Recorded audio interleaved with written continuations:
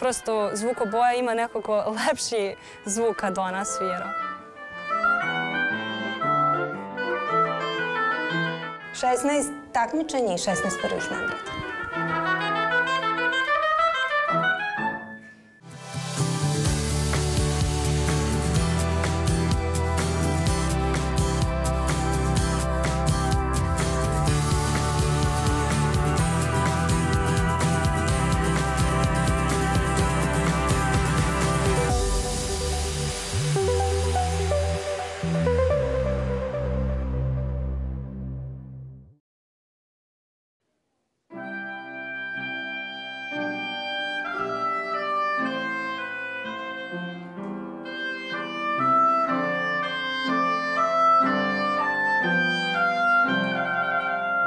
Pa od mojih roditelja niko nije muzičar. Baka je tu najbliža koja je jedva završila nižu muzičku školu, svirala je klavir i gitaru, ali ni mama ni tata mi se ne bave muzikom. Ali smo imali komšinicu koja je muzički obrazovana i koja je prvi put kad je čula Anju kako priča i kako reaguje na muziku, rekla da će ona sigurno i provereno biti poznata muzičarka. Ja joj naravno nisam verovala, međutim ona se pojavila za Anjin prvi rođendan, donela je veliki klavir sa stolicom i Anja je se potpuno oduševila kad je videla taj klavirić i nije se odvajala od njega. Pa ja još od svoje 4. godine sam krenula da idem u gradski hor Zvončići i tu sam počela tako sa pevanjem, da se upoznajem sa različitim instrumentima. Zatim sam se prebacila u muzičko zabavište ovde u muzičkoj školi Isidor Bajić i tu smo se onda detaljno svi upoznavali sa raznim instrumentima. Oduševila se i scenom i javnim časovima, nastupima, nije ni imala nikakvu tremu. I direktorica je donela, kad je Anja počela u tom pripremnom razredu, kad je bila, donela je mali trščani pisak i rekla da dune. I kad je dunula, kaže, ona izašla i rekla, kaže, gospođo, ovo se dešava 1 u 1000, da izađe odmah čist ton, kaže, on za nju je oboa. Kreni, Anja, se drugi stav. Vodi računa o kontrastima. Ajme.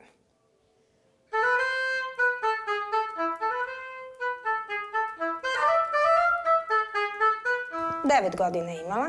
Bila je mala, sitna, tiha. Nekako mi se učinilo, izgledala mi je tako uplašeno. Međutim, vrlo brzo se pokazalo da ona je zapravo vrlo odlučno jedno dete.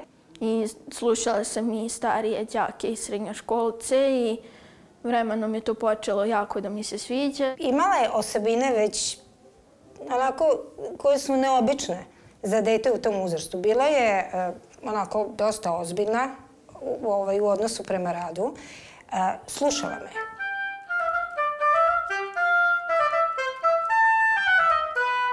Dobro. Druga repeticija, znači idemo slobodnije. Da napravimo kontrast sa prvim delom. To je bila, ja mislim, kako kaže, ljubav na prvi pogled. Njih dve su se nekako spojile, tu se uklopio i korepetitor Duško. I već posle godinu dana je Anja krenula na takmičenje.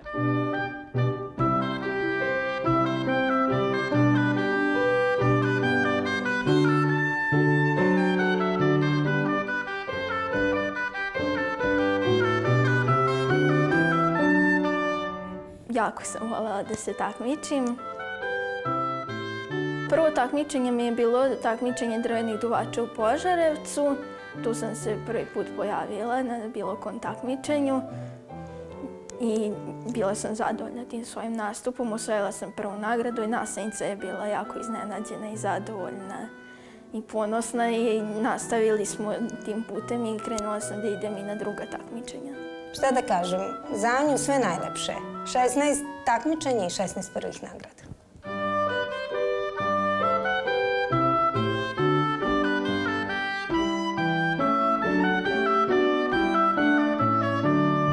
Bila je 3 puta prva na republičkim, 2 puta u Hrvatskoj, u Italiji. Sad ove godine planiramo Ohrid. Pa meni je najdraže takmičenje možda je Mona festival u Ljubljani, zato što tu sam upoznala mnoge muzičare, mnoge obojiste koji su jako dobri i poznati po Evropi i jako sam zadovoljna tim svojim nastupom zato što to je jako takmičenje.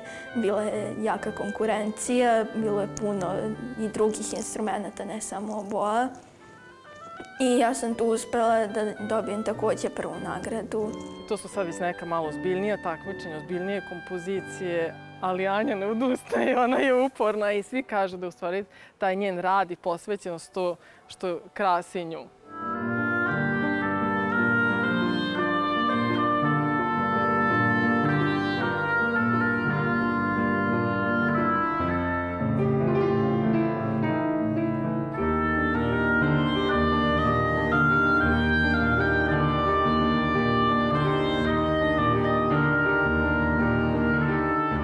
Ja sam upoznala Anju tek prošle godine, 2018. u septembru, zato što smo se uparile za kamernu muziku, to jest nasnica nas je izabrala. I odmah smo se dobro složile i ona baš mnogo dobro i profesionalno svira, a i sjajna je ovako drugarica. Također je jako dobar svirač, svira obou i to je onako svira bukvalno sa ljubavlju i vidi se da to voli, a to je najbitnije. Prosto zvuk oboja ima nekako lepši zvuk kad ona svira.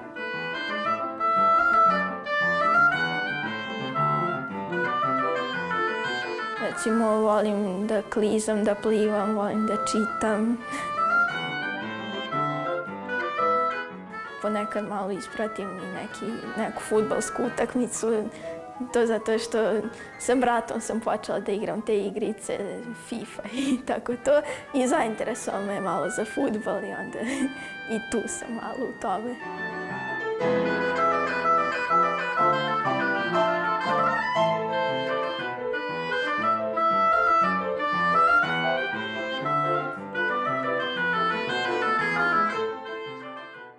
Pa ne znam, recimo omiljeni klub mi je Bayern München.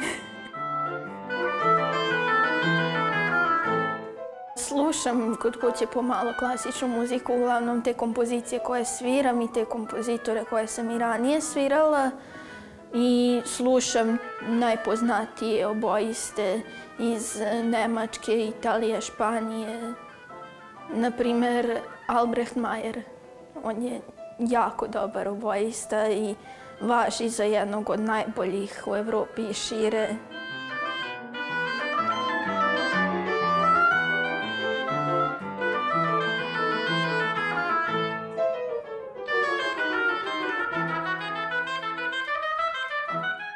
Onako iskreno rečeno, ja nisam ni znala šta je oboa.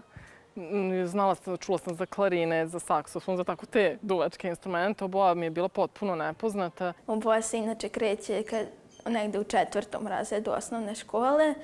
I tu prvu godinu tu sam ja samo krenula sa tim vežbama disanja, pa sam prvo svirala samo na pisku i tek kasnije sam uzela obou u ruke i to se meni jako dopalo. Kad sam ja videla kako je to teško, znači bukvalno Anja kad je počinjala da svira, njoj profesorica morala to da drži.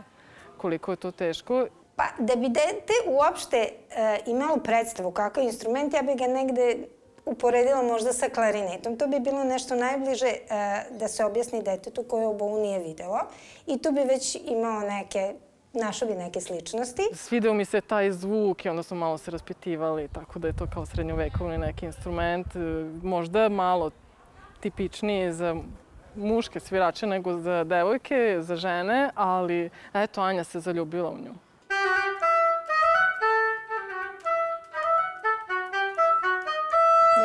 Vratit ćemo još ovaj deo.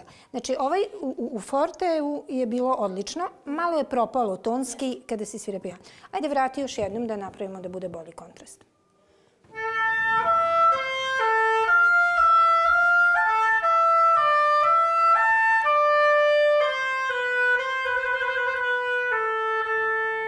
Izdahni.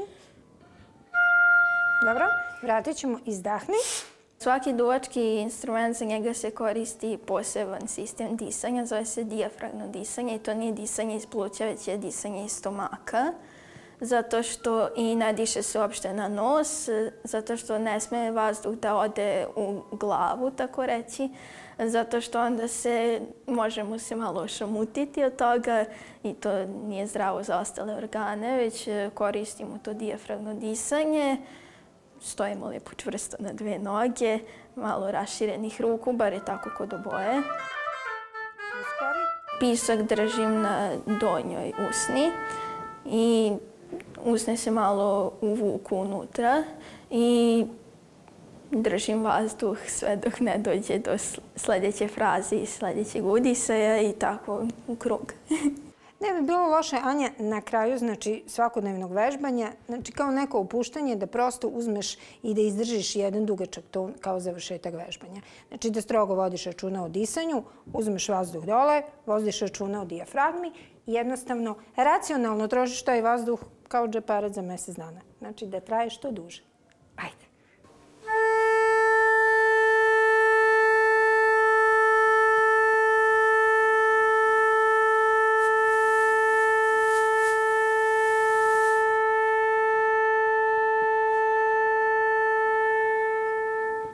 Ono što je glavna karakteristika oboje je njena melodičnost i više je za neke tako lirske teme nego za možda neke tehničke kompozicije.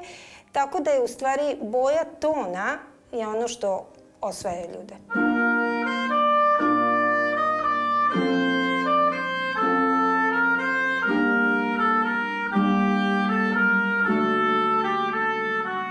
Po mom mišljenju ide mnogo dobro sa harfom, mada svi misle da flauta ide dobro sa harfom, ali ja mislim da oboja bolje ide. Zato što ima nekako oštriji zvuk, a harfa ima mek zvuk, pa se to nekako sudara i napravi lijep zvuk.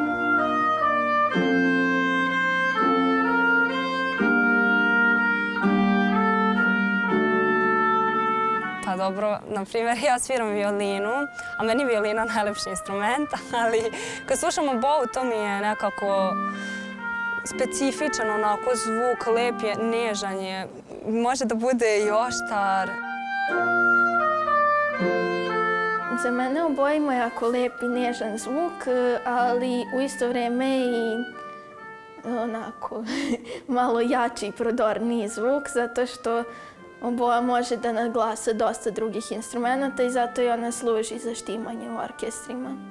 Pa je onako interesantan mi je, možda je malo zbog tih nekih problema koje smo u početku imali sa komšijama, možda mi je malo jači nego što bi trebalo zbog brata koji se buni da mu je suviše glasno, ali je meni lep mi je zvuk, onako ume da bude i nežan i glasan, baš mi se čini da može da dočara sve što jedna kompozicija i muzičar treba da dočara.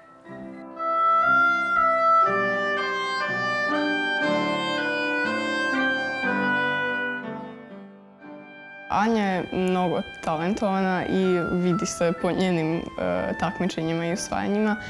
I mislim da će ona biti baš profesionalan umetnik i ako bi željela, bi najbolje bilo da svira u orkestru i negde sama solo ili sa nekim zajedno.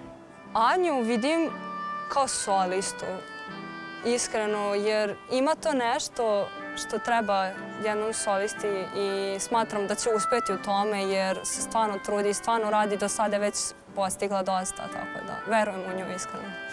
Anju već poznaju profesori, znači sa Ljubljanske akademije, sa Zagrebačke akademije, pošto smo mi išli na takmičenja i u Zagreb, i u Varaždin, i u Ljubljanu, i u Rim, tako da poznaju je. Mislim da bi voljeli da bude njihov student.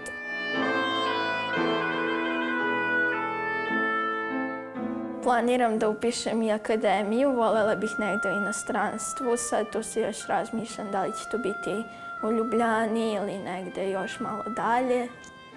To još treba da razmislim o tome kod kog ću profesora upisati ili ću ostati još i ovdje u Srbiji, sve zavisi kako nastavim sa svojim radom i vežbanjem.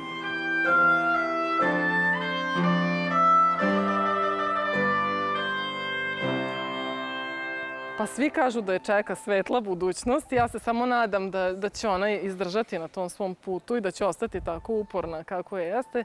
I želim da joj pomognem i sve snage koliko ja mogu kao roditelj da ona taj svoj san ostvari.